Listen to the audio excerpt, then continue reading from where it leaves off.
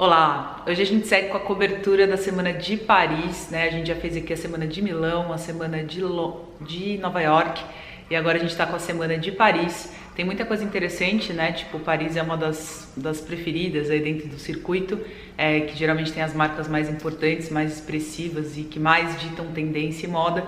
E hoje talvez o vídeo fique até um pouquinho mais longo por conta disso, porque são muitas marcas, né? Eu tentei economizar o máximo possível, mas eu tinha que falar das principais. Então vamos começar pela Louis Vuitton, né? A Louis Vuitton, o diretor de criação, ele se juntou com mais dois artistas para tentar criar um ambiente meio alienígena para a coleção. A gente percebe que, teoricamente, ele quis dar meio que um zoom nessa parte que fica um pouco mais escondida das peças femininas, como por exemplo o zíper, né, o cinto, a parte interna do cinto, as fivelas de bolsa, né? É como se ele tivesse dado um zoom nesses itens, nesses aviamentos, vamos dizer assim, e tivesse deixado isso de uma forma muito expressiva, né? Parece que já teve um designer que trabalhou dessa forma, com zíperes gigantes e tal. Eu só não entendi se esse designer era da Louis Vuitton ou se foi de alguma outra marca, né? Mas o designer atual da Louis Vuitton falou que esses zíperes grandes lembram essa coleção deste designer.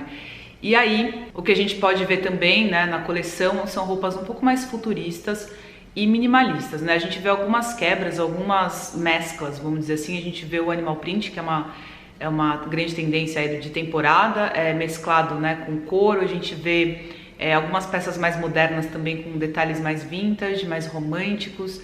A gente vê algumas coisas bem minimalistas e a gente também vê a moda utilitária com esses bolsos protuberantes, né? Essa coisa desses bolsos gigantes. Inclusive a Miu Miu apostou muito nessa estética. Praticamente o desfile inteiro, a coleção inteira é basicamente isso, né? E a Louis Vuitton trouxe de uma outra forma, um pouquinho diferente. O couro parece mais rústico até um pouco, mas é bem semelhante assim essa forma de comunicar com esses bolsos, né? Esses bolsos mais protuberantes, mais exagerados e que trazem essa questão da moda utilitária que está sendo usada bastante, que foi uma grande tendência nos anos 2000 que agora em 2022 está sendo repaginado um pouco dessa forma exagerada, né? Do maxi bolso e tudo mais. Bom, depois a gente tem a Chanel, né? A diretora de criação, ela fala que na época que ela estava fazendo a criação dessa coleção, ela assistiu um filme, uma novela vague assim de 61, né? Um filme preto e branco, que abordava um pouco uma questão sobre o tempo não tem significado e as palavras não importam, né? Alguma coisa nesse sentido. E ela falou que ela se concentrou no aqui e agora e ela tentou trazer de fato, uma conversa, né, do passado com o futuro ou do passado com o presente, né, em relação à Chanel.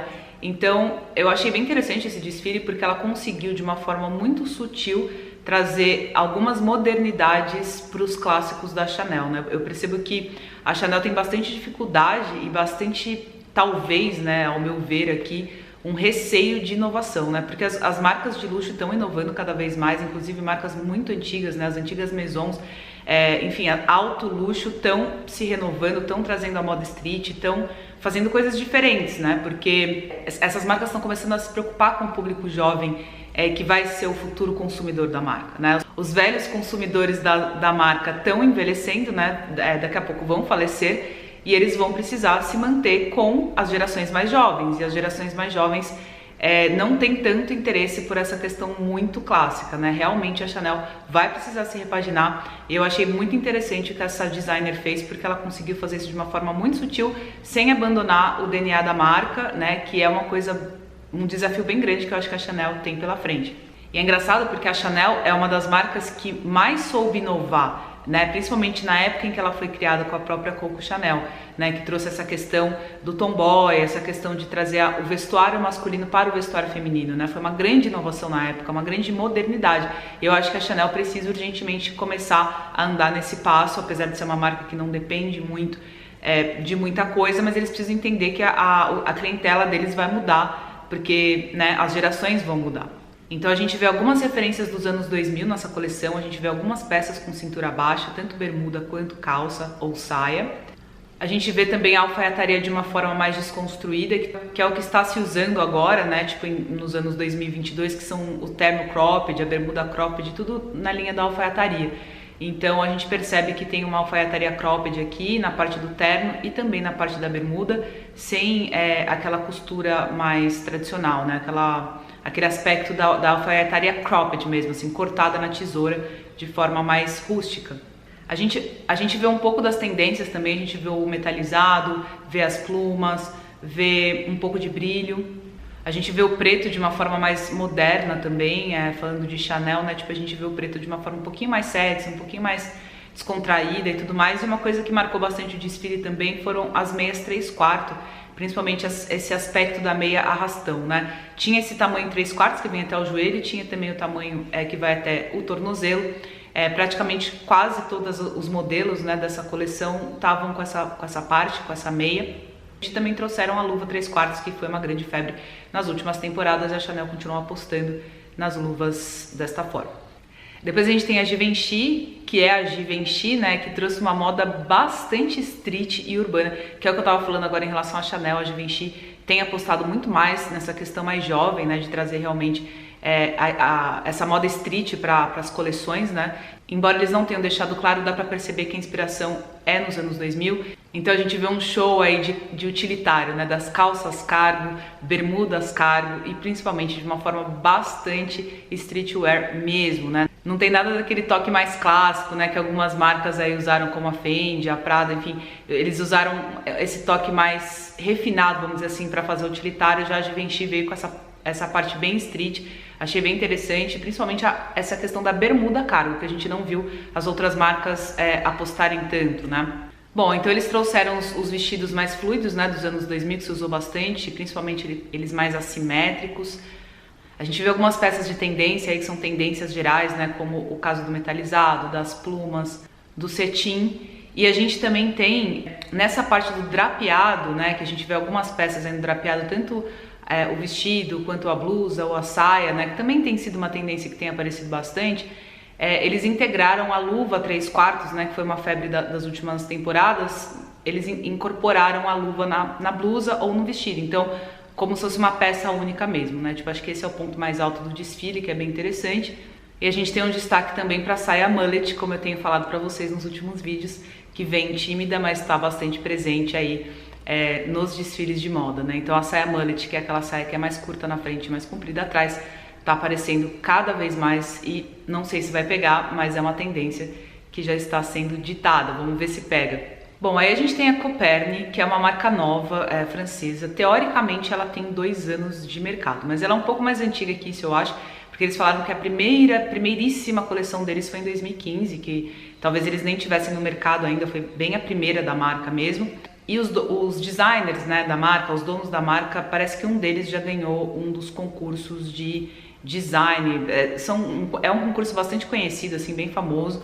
E eles acabaram ganhando destaque nesse cenário com essa marca que tem praticamente 2 anos. Mas o que é interessante dessa marca são 2 coisas. Primeiro, que eles apostam muito nessa questão mais minimalista e essa coisa de trabalhar a silhueta feminina de uma forma mais despretensiosa, né, de uma forma mais tranquila, vamos dizer assim. Inclusive eles disseram que o objetivo deles não era fazer roupa de alto luxo, mas que eles queriam fazer roupas para as amigas e principalmente para elas usarem no cotidiano. Então a gente percebe na coleção da Coperni, né, inclusive coisas que foram usadas no verão de 2022. Por exemplo, quando eles mostram esse colete de alfaiataria com uma calça cargo, né, foi o tipo de combinação que foi muito usado no verão de 2022 já. Então teoricamente não é uma novidade, mas eles trazem isso como uma forma de conversar com o que está sendo usado na rua. Porque não necessariamente marcas trouxeram, por exemplo, esse tipo de look ou esse tipo de combinação, mas é uma combinação que vem das ruas. Eu achei interessante eles trazerem isso dessa forma, né? Outra coisa que eu achei interessante, por exemplo, a gente vê a parte de vestidos fluidos. A inspiração é bem clara, assim, teoricamente nos anos 2000, que é a grande tendência do momento, né? Então acho que eles aproveitaram essa tendência para apostar na coleção da marca, na coleção no sentido do cotidiano, do que está se usando no momento, né?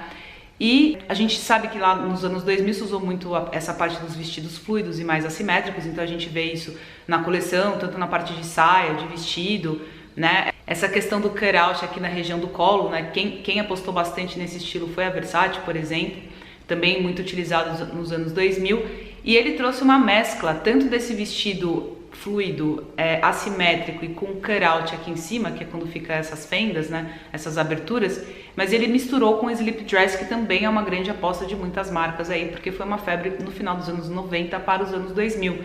Então ele fez uma mescla desses 2 vestidos. Eu achei muito interessante o que ele fez aqui, que ele colocou o cutout com renda, né, trazendo a fluidez daquele vestido que era utilizado nos anos 2000, sem aquela proposta do slip dress, mas ao mesmo tempo um vestido de cetim, lembrando o slip dress. Achei muito legal essa construção deles. E aí a gente vê essas questões mais simples do cotidiano, né, que a gente estava falando. Então essa questão da calça cargo, por exemplo, que é uma grande febre do momento, com as regatas, né, que também virou uma grande febre. Inclusive a regata da Prada é uma das regatas mais desejadas aí. É uma regata super simples de algodão que praticamente todo mundo tem no armário, mas de repente virou uma febre de novo, né? Ele trouxe algumas peças também de vinil, peças de verão, né, nesse tecido semelhante ao vinil, com esse tipo de brilho. Uma coisa interessante é que ele apostou bastante na hot paint sendo usada como um item normal, assim, do dia a dia, como se fosse um shorts. Eu achei bem legal porque é uma proposta ousada, né? Inclusive ele traz um conjunto de hot paint com uma camisa, como se fosse um look de alfaiataria para a mulher sair para trabalhar, né? E a gente sabe que a hot paint é praticamente uma calcinha, só que ela fica mais nesse aspecto de shortinho, de mini shortinho, né? Então alguns estilistas apostaram nessa ideia de quando que essa mulher no verão vai começar a sair de hot paint na rua sem colocar nenhuma saia por cima ou transparência, como a gente viu nos últimos anos, né, que se usava muito a saia completamente transparente de tule com uma hot paint por baixo, ou seja, então a ideia agora é usar só hot paint, né?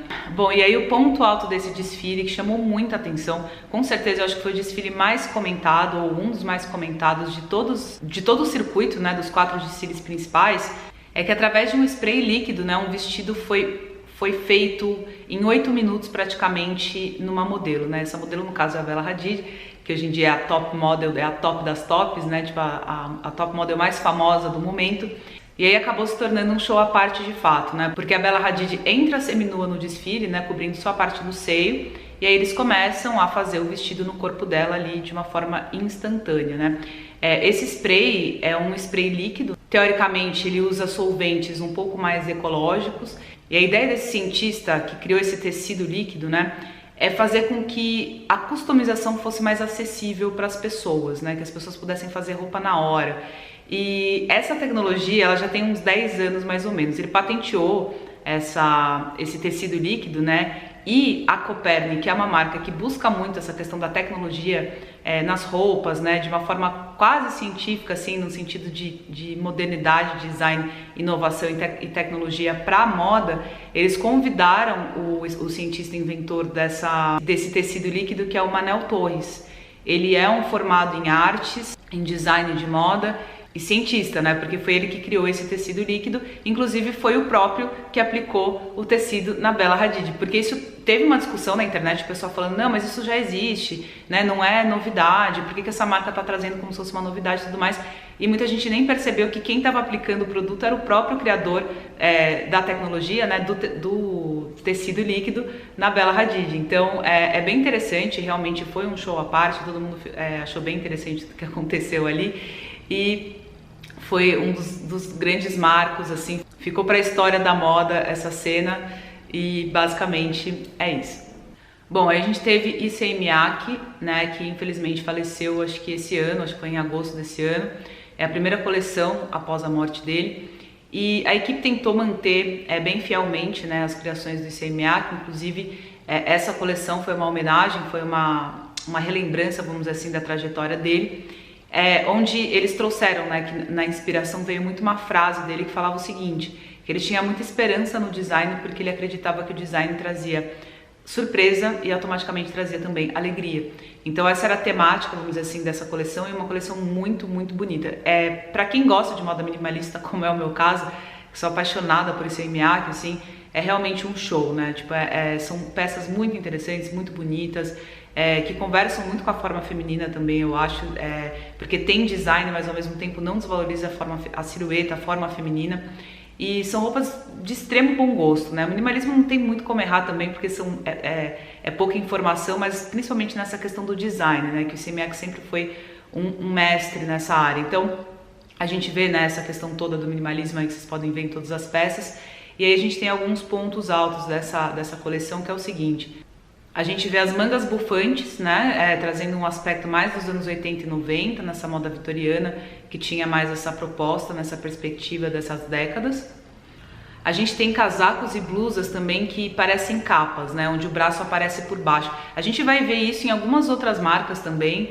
Está aparecendo uma tendência, né? Não sei se isso vai pegar, se as outras marcas vão começar a fazer também, mas já é a terceira marca que eu vejo trabalhando dessa forma, né? Essa questão meio capa aqui em cima, onde o braço ele sai por uma fenda pelas laterais, né? Do tronco. Então a gente tem essa parte. A gente vê algumas saias e vestidos num estilo mais balonê também, como eu falei que o balonê tá sendo uma tendência que tá aparecendo tímida, que tá aparecendo de vez em quando aí em algumas marcas, talvez venha para ficar, né, essa tendência. Então a gente percebe esse balonê desconstruído diferentão do ICMAC. E a gente também vê essas saias e vestidos com essas pontas laterais, né, bem interessante, assim, uma grande questão nessa parte do design, como a gente vem falando, né, tipo, que é o forte do ICMAC, essas coisas mais modernas, mais arquitetônicas, assim, entre aspas, né, que é bem interessante na parte de vestimenta e que sempre é um show à parte, com certeza causa surpresa e traz muita alegria pra gente, sem dúvida nenhuma. Esse é o desfile, a coleção do ICMAC. Bom, aí a gente tem a Loewe, que apostou nessa questão do falso por trás da natureza, né? No desfile anterior ele estava questionando o falso por trás das telas, e aí teoricamente nessa coleção ele questiona o falso por trás da natureza. E aí ele começa com essa questão do antúrio, né, feito em fibra de vidro, de uma forma bem grande, e ele coloca uma discussão que é o seguinte, né, que teoricamente a flor ela está muito associada ao feminino e à delicadeza. E aí ele coloca um contraponto de que essa planta, essa flor, né, ela na verdade, apesar de parecer feminina, ela seria um macho, né, por conta dessa questão mais fálica, né, da planta no centro dela, que ela parece mais essa questão masculina, e que essa flor é uma flor venenosa. Então, a mulher que teoricamente veste o antúrio, por exemplo, ela está passando uma imagem muito mais de uma mulher perigosa do que teoricamente uma mulher delicada. Então, essa é a primeira questão que ele traz, né, de teoricamente o que está por trás desse falso na natureza, segundo as ideias dele. Então ele trabalha também com essa questão da estruturação, né? Então ele traz essa inspiração barroca dos anos 20, para essas saias aí, para esses vestidos, né, tipo esse tipo de estruturação. E aí ele traz também essa estruturação com essas peças pontiagudas aí, vamos dizer assim, nessa parte do colo, né, de uma forma bem esquisita, bem estranha. E ele traz um outro questionamento que é o seguinte, que ele fala assim: se eu trabalhar com fibra de vidro e metal, ou seja, o que eu tô fazendo com essa mulher? Eu tô limitando o movimento dela ou eu tô ajudando a fazer com que ela ocupe espaço? Né? Essa é uma outra questão filosófica também que ele deixa por trás dessas peças mais estruturadas, ou mais duras, ou mais pesadas, né, que ele coloca teoricamente nessa coleção. Agora, uma parte dessa coleção que eu acho fantástica é essa parte digital, né, tanto da camiseta, do moletom que aparece aí. Eu achei isso, assim, sensacional, e eu acho muito legal porque, assim, eu fico esperando a moda trazer coisas modernas, trazer coisas do cotidiano ou coisas do futuro, né? Porque é um pouco cansativo na moda a gente sempre trazer o retrô, né? Sempre anos 60, 70, 80, 90, 60, 70, 80, 90, a gente fica nessas eternamente, né? E eu achei muito legal ele trazer isso nessa coleção. Realmente dá a impressão de que a pessoa saiu do mundo digital, assim, eu achei sensacional. É realmente isso que eu espero da moda. Muito obrigada, Anderson, por trazer essa parte da coleção. E na cabeça dele, né, tipo na ideia que ele traz, essa estranha ilusão de que de repente se quebra o padrão. Só que aí seriam os avatares, né, virtuais, teoricamente feitos de carne. E teoricamente isso seria uma falsidade, né? Uma falsificação. Então ele sempre traz, né, essas questões filosóficas aí por trás das coleções dele, o que é muito interessante sempre. Bom, a gente tem a Christian Dior, que teve um desfile belíssimo, né? Um dos desfiles mais bonitos, é muito linda essa coleção. E ela foi inspirada na Catarina de Médici, que era uma nobre italiana que acabou se tornando uma rainha consorte francesa no século XVI. E foi uma das rainhas mais poderosas da Europa na época, naquele século, né? E aí ela foi considerada também a patrona das artes, porque na época estava acontecendo uma série de guerras civis e um certo declínio em relação à monarquia, e ela tentou trazer através das artes exposições culturais luxuosas. Então, lembrando que ela que teoricamente trouxe o corset, o salto alto e a lace para a corte francesa. Isso também é importante, teoricamente, pelo um dos feitos dessa rainha. Então o que a gente vê nessa coleção é a moda vitoriana clássica, né? Tipo, bem romântica, dessa época e extremamente lindo. Então a gente vê essa questão das saias estruturadas, a gente vê essa questão do romantismo no sentido dessa coisa bem vitoriana mesmo, é babado, laço, bordado, lese, né? Todas essas questões do romantismo dessa época. A gente vê essa parte de renda também de uma forma muito feminina, muito sexy, muito delicada, né? Essa parte da transparência, muita renda. E isso tudo, né, de uma conversa mais moderna, obviamente, mas a gente vê algumas nuancezinhas bem pequenas aí dos anos 2000, a forma como o corset é colocado com calça mais larga ou com uma calça cargo, né, que é o que tem se utilizado muito, principalmente no último verão na gringa, e agora é também traduzido dessa forma aí na Christian Dior. Coleção lindíssima, riquíssima, maravilhosa, muito bonita mesmo. E eles também trouxeram a luva 3/4, né, que é o que eu tava falando, foi uma grande febre aí nas últimas temporadas, e também trouxeram a meia 3/4, como trouxe a Chanel, por exemplo, também. Christian Dior também apostou nessa meia rastão, né, nessa altura, talvez algumas meias mais curtas também.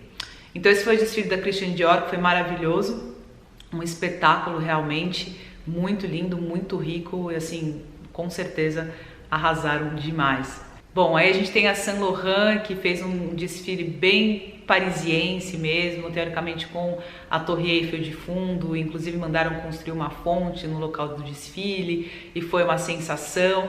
E uma das coisas que eu achei bem interessante é que, assim, teoricamente a inspiração foi na própria Yves Saint Laurent dos anos 80, né? Então a gente vê essa parte que nos anos 80 se usou muito, que é essa estruturação de ombro, né? Onde se usava muito ombreira. Então a gente vê vários modelos desses, né? Principalmente de sobretudo, com essas ombreiras. A gente vê vestidos e peças, né, bastante minimalistas, assim, com muito pouca informação, roupas mais lânguidas, assim, mais longilíneas, né, trabalhando essa questão da silhueta feminina de uma forma bastante minimalista. E a gente vê muitos looks preto, né, no preto, do mesmo jeito que a gente viu também as blogueiras e influencers aí utilizando o all black, né, tipo essa coisa de sair toda de preto, como se usava muito nos anos 80 e 90, eu lembro disso. Os pais dos meus amigos, a minha mãe e tudo mais, eu lembro muito, assim, que na hora que eles iam sair pra jantar ou sair pra uma festa, alguma coisa assim, as mulheres geralmente iam de preto, né, tipo um vestido preto, uma meia calça preta, salto alto preto, e aí elas usavam bijuterias maiores, né, geralmente douradas, grandes, assim, destaque, e geralmente também usavam um batom vermelho, um cabelo mais arrumado, né, uma questão muito sexy, ao mesmo tempo muito sutil, né, muito delicada, assim. Então é uma moda que eu sinto muita falta. Às vezes eu saio à noite, né, sei lá, pra uma festa, pra alguma coisa assim, a gente vê o pessoal usando de tudo e eu sinto um pouco de falta dessa coisa um pouco mais clássica, né, de realmente sair de preto, usar pontos de luz ali na tua vestimenta, com bijuterias, joias, enfim, o que você for usar, trazendo essa questão do minimalismo e desse sexy de uma forma muito sutil e de uma forma muito refinada, né? Tipo, eu sinto um pouco de falta de ver isso na noite, era bem legal, eu acho muito charmoso. Inclusive, um dos pontos altos também, que teoricamente isso aconteceu nos desfiles dos anos 80 da Yves Saint Laurent, é essa coisa de usar capuz, né? O capuz integrado às peças, parecendo até uma balaclava, né? Alguma coisa nesse sentido, que a balaclava também tem sido uma grande febre nos últimos desfiles, né? Esses tipos de acessório, como a própria balaclava, a luva 3/4, né? A meia 3/4, enfim, a gente está vendo alguns acessórios se destacarem nessas tendências mundiais. Bom, aí a gente tem a Balmain, né, onde o Oliver, que é o designer criativo, falou que, assim, ele não deu muita informação, teoricamente, da inspiração da coleção, mas o que ele deixou muito claro é que ele falou que a gente tem visto, teoricamente, o que tem acontecido aí com as mudanças climáticas, com as queimadas, né, o que está acontecendo no mundo, e que, embora a coleção não fosse 100% sustentável como ele gostaria, que ele tentou trabalhar com peças mais ecologicamente corretas, né, de uma forma mais sustentável. Então ele trabalhou com tecidos de papel, banana e também trabalhou com vime na parte de alta costura. E assim, ele falou que tem uma ponta de uma inspiração no renascentismo, né, então a gente vê o renascentismo, né, na parte de estamparia da marca. Então a gente viu muitas peças dessa coleção com essa estamparia de pinturas renascentistas, de todas as formas que vocês podem imaginar. A gente não conseguiu ver, teoricamente, essa coisa de, tá os anos 2000, ou tá usando os anos 80 ou 90. É uma grande mescla, assim, a gente não consegue definir muito, teoricamente, onde está a inspiração de peça. E ele mesmo disse que achava muito fútil se preocupar se a cintura ia vir alta ou baixa na temporada dele, assim, do tipo, eu vou apostar na cintura baixa ou na cintura alta. Ele achou que essa discussão era bastante fútil e ele quis focar de fato nessas questões climáticas, como tem feito a Balenciaga, né? Também que a gente pode perceber. E a gente também vê algumas peças com fogo na estamparia, né? Tipo, mostrando de fato essa questão das queimadas na qual ele estava falando. Então, a Cher terminou, acabou fechando, né, o desfile. Ninguém entendeu muito porque que a Cher apareceu ali no final do desfile, ela continua absolutamente maravilhosa, né? E ela foi teoricamente contratada para o lançamento de uma bolsa da Balmain e que teoricamente foi lançada agora, inclusive, acho que foi até ontem. Então, foi isso, o desfile da Balmain. Bom, aí a gente tem a Chloé, que ultimamente tem se preocupado bastante com a questão da sustentabilidade. Inclusive, eles tiveram uma atitude bem radical no Instagram, uma época atrás, onde eles colocaram só fotos de pontos da natureza e de belezas naturais, né? E as pessoas que seguiam a Chloé, né, os clientes antigos, não entenderam nada. Muita gente ficou bastante incomodada com a mudança do Instagram, porque não tinha nada das peças da Chloé e só pontos e elementos de natureza e de coisas, belezas naturais. As pessoas não estavam entendendo, ficaram bem revoltadas, mas depois a Chloé se manifestou dizendo que era muito importante eles darem foco para de onde vêm as coisas que eles consomem, né? Que a gente retira esses recursos teoricamente da natureza e que é importante a gente começar a olhar para ela. Então a Chloé tem se preocupado cada vez mais com essas questões de sustentabilidade e nesse desfile eles trouxeram uma discussão que é o seguinte: existe uma tecnologia que se chama tokamak, né? Que é um dispositivo de campo magnético. E aí eles confinam o plasma em forma de touro, né? Aquela forma toroidal, vamos dizer assim. Essa nova tecnologia que eles estão testando, teoricamente, é para retirar uma energia que eles chamam de energia de fusão, né? E aí, se teoricamente a gente conseguir adequar essa forma de produzir energia, que teoricamente a moda se beneficiaria muito, porque é um setor que utiliza muita energia, e que se pudesse se utilizar essa energia de fusão, que ela é mais sustentável, mais limpa e coisas do gênero, a gente conseguiria produzir uma moda também mais limpa e mais sustentável. Essa era a ideia, teoricamente, da Chloé por trás dessa coleção. Tanto que eles falam que essa coleção é basicamente uma rave, uma festa numa usina de tokamak. Basicamente, né? Isso que ela traz. E ela fala também que algumas peças, né, tem alguns modelos que tem um formato, teoricamente, desse dispositivo, né, do tokamak, que na verdade é gigante, tá, gente? Teoricamente são túneis, né? E aí seria uma brincadeira dessas formas com as peças também. A gente sabe que a Chloé está tentando trazer materiais mais reciclados e também materiais que tenham um impacto menor no sentido ecológico, né? Tipo na natureza e tudo mais. Só que, por exemplo, a Chloé trabalhou bastante com o couro, pelo que eu entendi ali, não era um couro ecológico, nem outro tipo de couro, era couro mesmo. Então eu não sei o quanto o couro, por exemplo, é uma coisa sustentável e praticamente a coleção inteira é feita de couro. Então eu não consigo muito entender muitas vezes o que essas marcas tendem com essas propostas, né? Mas uma coisa interessante que eles trouxeram é que alguns modelos ali dessa coleção tem um QR Code integrado na peça, que eles falam que no futuro, teoricamente, os clientes vão poder utilizar as informações ali de QR Code para saber a origem do tecido do qual foi feita a peça que ele está utilizando, né? Dando essa ideia de poder rastrear de como foi feita a peça dele para ele poder apostar cada vez mais em modelos e peças mais sustentáveis, né? Que é uma das propostas da Chloé ultimamente, teoricamente, mas eu realmente não consigo entender essa questão do couro. Mas aí o que a gente vê ali na coleção são peças bastante futuristas, né? Minimalistas também. A gente vê essa coisa da jaqueta biker ali no meio também, que é uma tendência que está bem forte no momento. E basicamente isso, assim, dessa coleção. Bom, e aí por último a gente tem a Balenciaga, né, que assim nos últimos desfiles a gente tem percebido que tem trazido aí o apocalipse para as passarelas, trazendo muito essa discussão sobre as questões climáticas, né, sobre o que está acontecendo no mundo, sobre a forma como as pessoas se comportam na sociedade, como as pessoas consomem as coisas. Enfim, a Balenciaga vem questionando, vamos dizer assim, as coisas, tanto que disseram que o diretor de criação não está querendo muito falar nem explicar suas criações e coleções, está querendo deixar meio que pro imaginário coletivo, mas a gente percebe muito fortemente essa discussão sobre o que está acontecendo no mundo. E aí, teoricamente, esse desfile é uma continuação do desfile da neve, né? Então, segundo o diretor de criação lá, depois da neve vem a lama, né? Então o desfile todo foi feito nesse ambiente de lama, inclusive o projetista, né, tipo, o cara que criou esse projeto da lama fala que isso conversa muito com o passado dele, de quando ele tinha menos de 10 anos, que ele teve que fugir do país e que tinha alguns lugares que foram atingidos por bomba, né, então tinha imagens e locais, entre aspas, de cratera nesse cenário, né? Conversa muito com a pessoa que criou o cenário. A gente teve o Kanye West também abrindo, teoricamente, o desfile, né? Bom, e aí a gente tem o que a Balenciaga geralmente entrega, né? A Balenciaga, a gente sabe que ultimamente, né, tipo, tem trazido essa proposta mais urbana, mais street, que as roupas geralmente são bastante minimalistas, né? Então a gente vê uma preocupação muito mais com a silhueta e com as formas, né? Uma coisa muito interessante da Balenciaga é a forma como eles reconstroem, de fato, peças simples, como uma camiseta, um moletom, o vestido, né? Sempre de uma forma muito diferente, mas são peças que são mais básicas, né? Mais minimalistas, assim, elas geralmente não têm muita informação. E uma coisa que marca a Balenciaga muito também são os acessórios, né? Então são os óculos, as bolsas, os sapatos.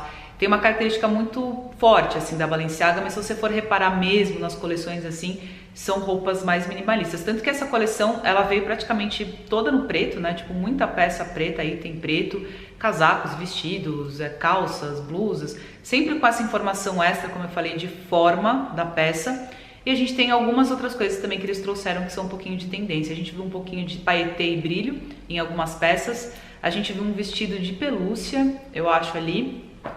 Algumas peças no drapeado. A gente viu uma mini referência dos anos 2000 ali, com calças jeans cintura baixa com o maxi cinto, que o maxi cinto é uma coisa que está voltando fortemente por conta dessa tendência dos anos 2000.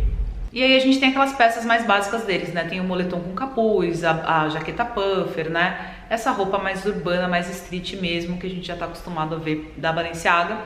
Mas o que realmente impacta bastante é a forma como eles expõem essas coleções e, de fato, né, essas discussões que eles vêm levantando sobre essas questões climáticas, as questões de como as pessoas se comportam, como foi o caso daquele desfile dentro da Bolsa de Valores de Nova York, mostrando, né, o quanto a vida das pessoas está corrida, o quanto elas não prestam mais atenção nas coisas.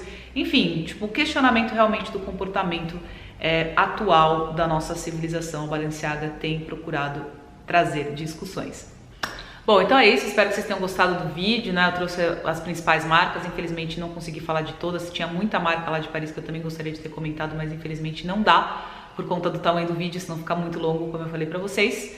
E eu espero vocês no próximo vídeo pra gente fechar essa temporada de circuitos, né? Dos 4 desfiles principais com a Semana de Moda de Londres.